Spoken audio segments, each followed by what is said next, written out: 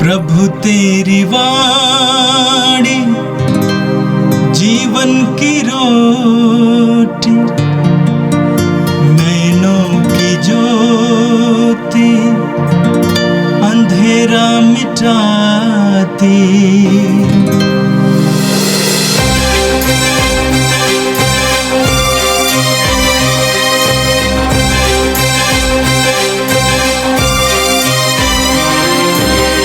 प्रभु तेरी वाणी जीवन की रोटी, नैनों की ज्योति अंधेरा मिटाती। प्रभु तेरी वाणी जीवन की रोटी, नैनों की ज्योति अंधेरा मिटाती। वाणी वाणी वाणी वाणी वाणी पवित्र है, शाश्वत है, जीवन का मन्ना है। 20 मई बृहस्पतिवार। पहला पाठ प्रेरित चरित अध्याय 22 पद संख्या 30 और अध्याय 23 पद संख्या 6 से 11 तक। दूसरे दिन कप्तान ने पौलुस के बंधन खोल दिए और महायाजकों को तथा समस्त महासभा को एकत्र हो जाने का आदेश दिया, क्योंकि वह यह निश्चित रूप से जानना चाहता था कि यहूदी पौलुस पर कौन सा अभियोग लगाते हैं। तब उसने पौलुस को ले जाकर महासभा के सामने खड़ा कर दिया।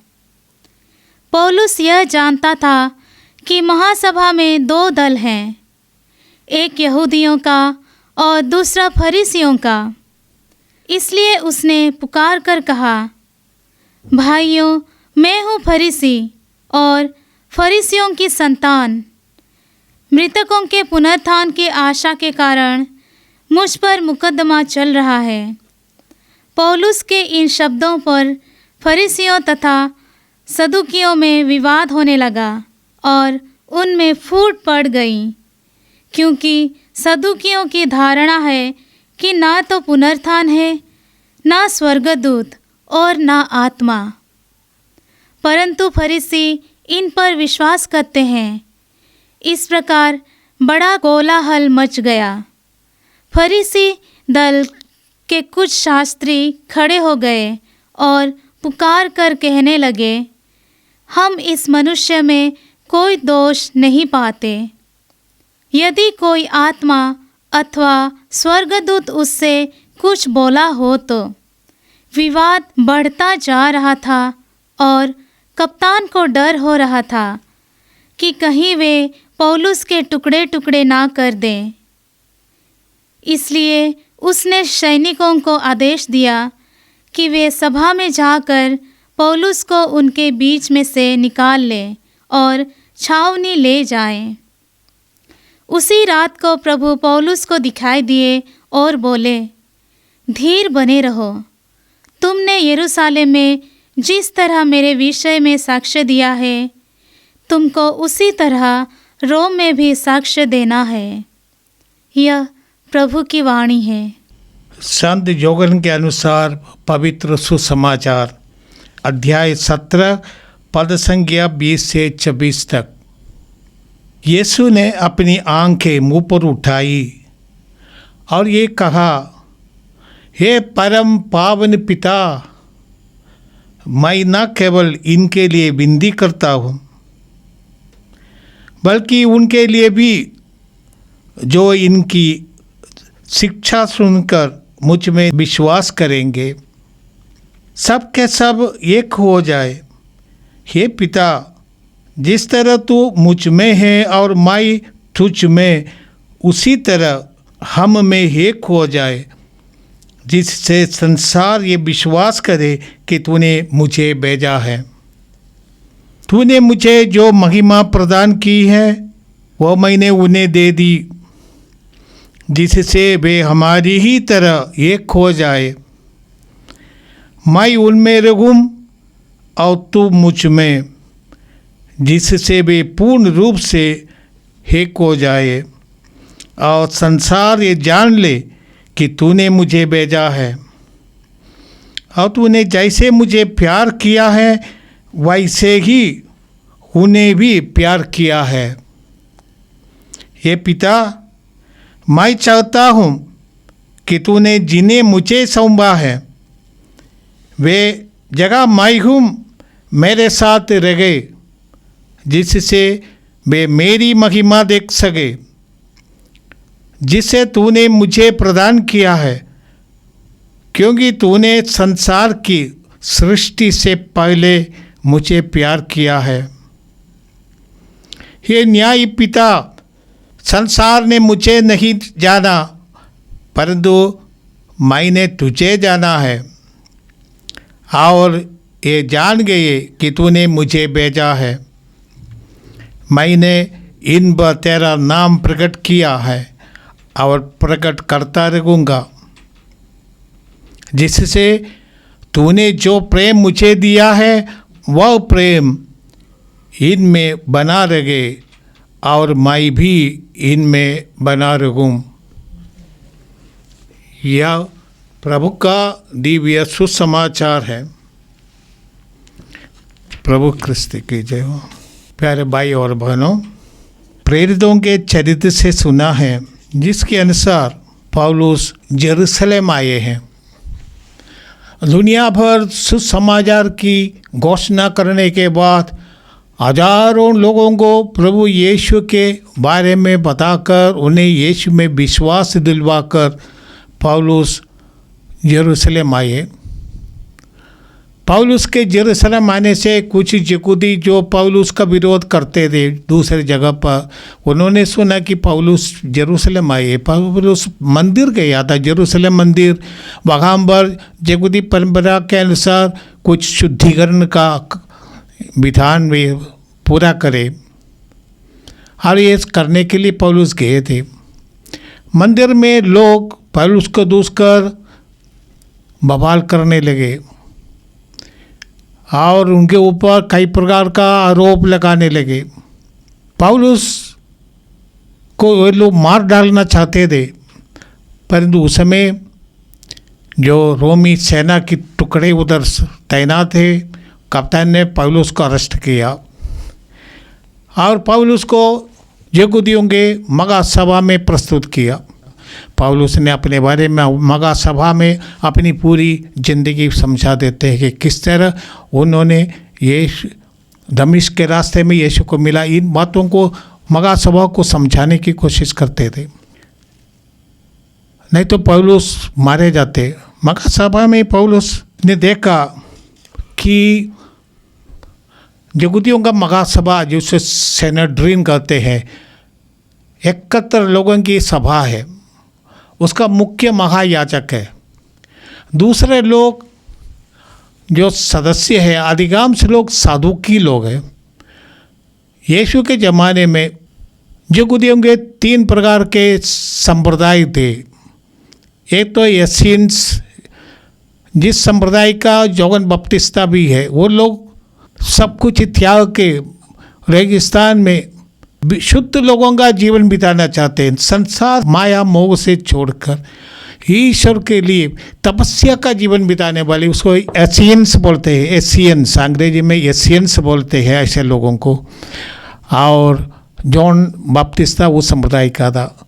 दूसरा ये साधुकी लोग, यहूदी है, कर्मकांड पर ज़्यादा जोर देते थे। कर्मकांड के माध्यम से उनको बहुत पैसा कमाता था वो लोग।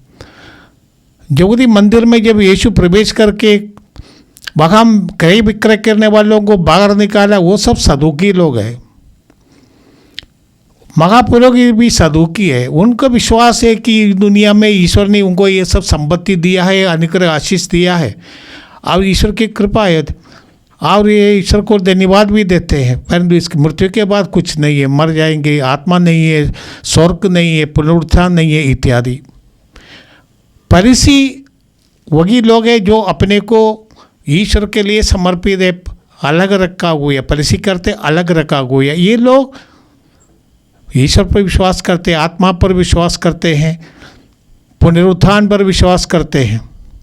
तो पौलुस ने देखा ये मगा सभा में कुछ लोग फरीसी है, कुछ लोग सदुकी है। तो पौलुस ने सोचा कि यीशु के बारे में फरीसी लोग ज़्यादा समझेंगे, क्योंकि पौलुस भी फरीसी था और ये पुनरुत्थान पर विश्वास करने वाले हैं। पौलुस ने चतुराई से ये काम नहीं किया, आत्मा की प्रेरणा से किया है कि यीशु का सुसमाचार सुनने के लिए फरीसी लोगों के संप्रदाय ज़्यादा निकट है, इसलिए उसने यीशु के बारे में, पुनरुत्थान के बारे में, स्वर्गदूतों के बारे में सब समझाने की कोशिश की। तब महासभा में दो भाग हो गए। एक हिस्सा पौलुस के साथ देने लगा कि हम उनको सुनेंगे, उनको बोलने दीजिए। दूसरे उनका विरोध करने वाले थे। तो सभा का नियंत्रण महायाजक के हाथ से निकल गया और इसलिए सेना का जो टुकड़े वाले रोमी सेना का कप्तान अपने कंट्रोल में दे दिया। अब पौलुस को ले गया। पौलुस कहते हैं यदि मसीह नहीं जी उठे तो हमारा विश्वास बेकार है।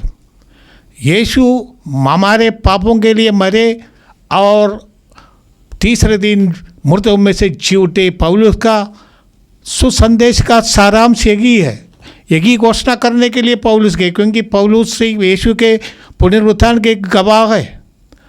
दमिश्क के रास्ते में प्रभु ने उनको दर्शन दिया था, इसलिए पौलुस पूर्ण विश्वास करते यीशु मृतकों में से जी उठे हैं और इस बात को घोषणा करने के लिए पौलुस पूरा दुनिया में घूमे थे। मतभेद हर धर्म में, हर समाज में होता है। यहूदियों में भी ये मतभेद था। आज के सुसमाचार में हम पढ़ते हैं यीशु अपने शिष्यों के लिए प्रार्थना करते हैं। जो उनका सुसमाचार अध्याय 17, इसको हम कहते हैं महायाजक प्रार्थना। यीशु the high priestly prayer of Jesus. अंतिम व्यालु के अवसर पर यीशु प्रार्थना करते हैं, पूरा अध्याय उसके लिए। उसका पहले हिस्से में यीशु अपने लिए प्रार्थना करते हैं, पिता से प्रार्थना करते हैं, और इसके दूसरे हिस्से में प्रभु अपने शिष्यों के लिए प्रार्थना करते हैं। और आज का जो पाठ हमने सुना है वो ईसा उन लोगों के लिए है जो शिष्यों के माध्यम से यीशु को जानेंगे और विश्वास करेंगे। उनमें मैं भी हूँ, आप भी हूँ। शिष्यों के गवाही पर हम विश्वास करते हैं। अब प्रभु हम उन लोगों के लिए प्रार्थना करते हैं कि हम एक बने रहे और संसार ये जाने कि पिता ने मुझे भेजा है, ईश्वर ने यीशु को भेजा है। इसीलिए यीशु प्रार्थना करते हैं, ये पिता। तो विश्वासियों की एकता ये एक जिम्मेदारी है हर एक विश्वासी का। सच में वो एकता नहीं है आज के दुनिया में। हम अपने जीवन में, अपने व्यक्तिगत जीवन में हम महसूस करते हैं द्वंद्व का अनुभव। बहुत लोग ऐसे हैं। हमारे समाज विघटित हुआ है, हमारे परिवार में एकता नहीं है, हमारे राष्ट्र में, देश में भी एकता नहीं है। हम ये इंसान का एक कमजोरी है। हम दूसरों को हमसे अलग करते हैं अपनी सुरक्षा के लिए और एक्सक्लूड अदर्स, ये हमारा आदत है। अपनी सुरक्षा के लिए हम दूसरों को एक्सक्लूड करते हैं, दूसरों से अपने का अलग समझते हैं। हम डिफरेंस को, जो हमारे बीच जो भिन्नता है उसको हम जोड़ देते हैं। वो केवल जोड़ देना नहीं, हमसे अलग सोचने वाले को हम अपना शत्रु समझने लगते हैं। एक सबसे बड़ा दुर्भाग्य है, ये मानव का ये सबसे बड़ा दुर्भाग्य यही है कि अब से अलग विचारधारा रखने वाले लोग, धर्म का पालन करने वाले लोग या राष्ट्र के लोग, उनको हम अपना शत्रु समझते और उनको, यदि मुझको जीतना है उनको पराजित होना है, यदि मुझको जीना है उनको मरना है, ऐसा मनोभाव रखते हैं हम लोग। यही सबसे बड़ी हमारी मानव की कमजोरी है। यीशु चाहते हैं कि हम एक हो जाए, आज जिस तरह एक हो जाए जैसे पिता और पुत्र एक है। यीशु ने अंतिम व्यालु के अवसर पर शिष्यों को एक महत्वपूर्ण शिक्षा दिया था, पवित्र त्रित्व का शिक्षा। पिता, पुत्र और पवित्र आत्मा, ये तीनों अलग अलग व्यक्ति होने के बावजूद भी एकमात्र ईश्वर है।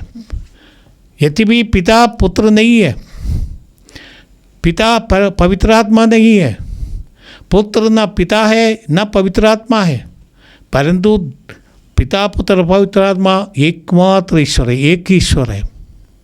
इस बात पर गहराई से चिंतन करने का है।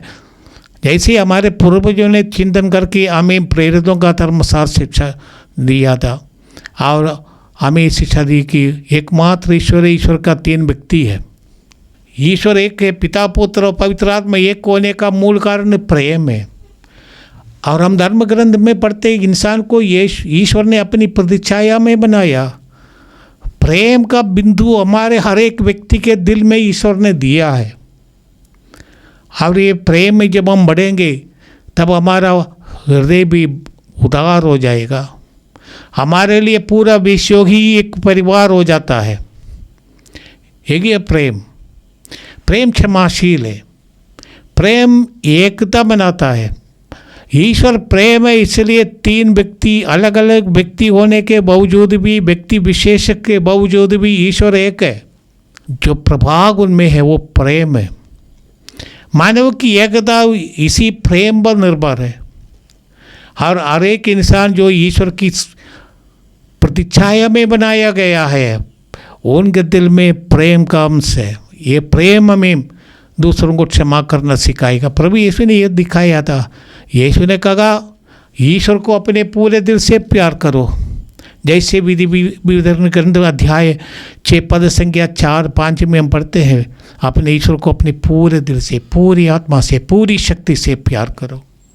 आप प्रभु ने कहा तुम अपने पड़ोसी को अपने समान प्यार करो। इतना ही नहीं, अपने शत्रुओं को भी प्रेम करो। जिन्हें हम शत्रु समझते हैं उनको ईश्वर प्रेम करते हैं। जैसे प्रभु ने कहा भूले या भरे दोनों के ऊपर आपका पिता अपने सूरज उगाता है और बारिश बरसाता है। वो पिता सबों को प्यार करते, वो भी ईश्वर का संतान है हमारे जैसा। ईश्वर उनको भी प्यार करते हैं, इसलिए पूरा दुनिया में ये प्यार का संदेश यीशु देते हैं। और ये प्यार ही हमें पवित्र आत्मा के पवित्र तत्व के बराबर प्रेम के बांध सूत्र में बांध देगा। जब हमारे दिल में प्यार है तो हमारा परिवार में प्यार होगा, हमारे परिवार एक बनेगा। परिवार में जो एकता नहीं है तो ये सबसे नरक बन जाता है। समाज का भी एक ही दशा है। मानव के हृदय में ईश्वर ने जो प्रेम छिपा कर रखा है, जो उनके अनुरूप हमारी सृष्टि हुई है, जब हम उसके अनुसार जीने लगेगा तब हम परिवर्तित होंगे। यदि हम परिवर्तित होंगे, हमारा परिवार परिवर्तित होंगे, हमारा समाज परिवर्तित होंगे। और हमारे लिए कोई सीमा नहीं, प्रेम की कोई सीमा नहीं। और इंसान हमारे लिए प्रेम के योग्य, हमारे एकमात्र ऋण है दूसरों के प्रति उनको प्यार करना, जैसे हमारा स्वर्गीय पिता उन्हें प्यार करते हैं। प्रभु यीशु ने वो भले समारी के दृष्टांत के द्वारा समझाया। यहूदी या समारी आपस में दुश्मनी करते थे, फिर भी ये समारी ने देखा कि एक यहूदी रास्ते पर ढाकों के हाथ में पड़े और मरने पर है। उनको समारी ने उठाकर ले गया और सराय में रखा, उनकी शुश्रूषा किया, उनके दवादारू का प्रबंध किया। और इसी के द्वारा प्रभु ने सिखाया किस तरह प्रेम करना है। यीशु ने क्रूस से भी यही सिखाया, पिता उन्हें क्षमा कर, क्योंकि जानते नहीं वो क्या कर रहे हैं। आइए हम प्रभु को धन्यवाद दें। हमारे ईश्वर ने हमें ये वरदान दिया है, प्रेम का संदेश वाहक बनो। यीशु का संदेश एक ही है, ईश्वर प्रेम है। और हर इंसान, हर व्यक्ति इस प्रेम का हकदार है, उसको ये सम्मान देना चाहिए। ये हमारा काम है। आइए हम प्रार्थना करें। ये प्रभु, ये ईश्वर, एकमात्र ईश्वर, तू एकमात्र ईश्वर है। सब लोगों के लिए तू एकमात्र ईश्वर है। हर धर्म में विश्वास करने वाले व्यक्तियों के लिए तू एकमात्र ईश्वर है। और ये एकमात्र ईश्वर ने अपने पुत्र को भेजा, और यीशु एकमात्र मुक्तिदाता है, सबों का मुक्तिदाता है। यीशु सबों के लिए मरा, सबों के लिए अपना रक्त बहाया, सबों के पापों की क्षमा हुआ। पवित्र आत्मा भी सबों के लिए भेजा है। जो विश्वास करता है, चाहे यहूदी हो, गैर यहूदी हो, यूनानी हो, पवित्र आत्मा का अभिषेक उन्हें प्राप्त होते हैं। ये पिता हमारे दुनिया में जो प्रेम की कमी है तो भर दे।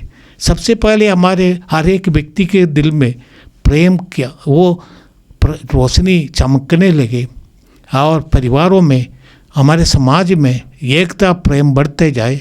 ये प्रार्थना करते हैं हमारे प्रभु क्रिस्त के द्वारा, आमीन।